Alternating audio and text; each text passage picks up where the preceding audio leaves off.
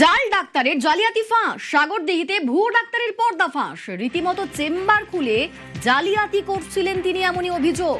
অভিযুক্ত রাজফুল শেখ, তাকে গ্রেফতার করা হয়েছে ইতিমধ্যেই। জাল ডাক্তারের জালিয়াতি ফাঁস, সাগরদিঘির ঘটনা।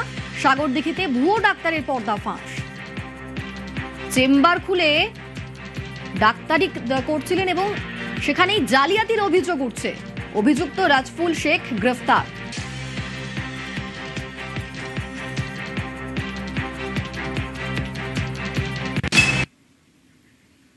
জাল ডাক্তারের জালিয়াতি ফাঁস, সাগরদিঘিতে ভুয়ো ডাক্তারের পর্দা ফাঁস।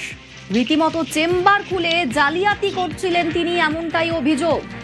অভিযুক্ত রাজফুল শেখ, তাকে গ্রেফতার করেছে পুলিশ।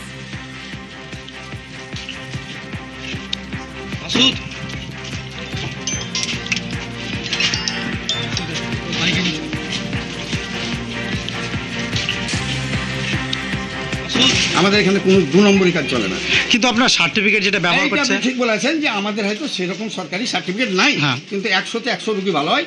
আপনি যত রোগী বসে আছে জেনে নেন। হ্যাঁ, কিন্তু সেটা তো আইনের কাছে শুনবে না। আপনি ঠিক বলছেন, আইন সব জায়গাতে চলে না। এমন সময় আছে আপনাকে এখানে পানি দিলে আপনি বাঁচবেন, আইন নাই, পানি দেবো না, মারা যাবেন। সব আইন নিয়ে চলে না। এটা তো অপরাধ বলছে আইন। আপনি ঠিক বলছেন, আমিও স্বীকার করছি অপরাধ, কিন্তু আমাদের অপরাধ পাবেন না। খালি পাবেন না, ওই যে বললাম না যে সরকারি কিছু নাই। কোথাকার আছে বাবু চিকিৎসা করা? কোথাও না, আমরা নিজে শিখেছি যেটা ট্রেনিং নিয়ে। মানুষ ডাক্তার কোথাকার আছে? বর্মন কাছে ওইটাই আছে।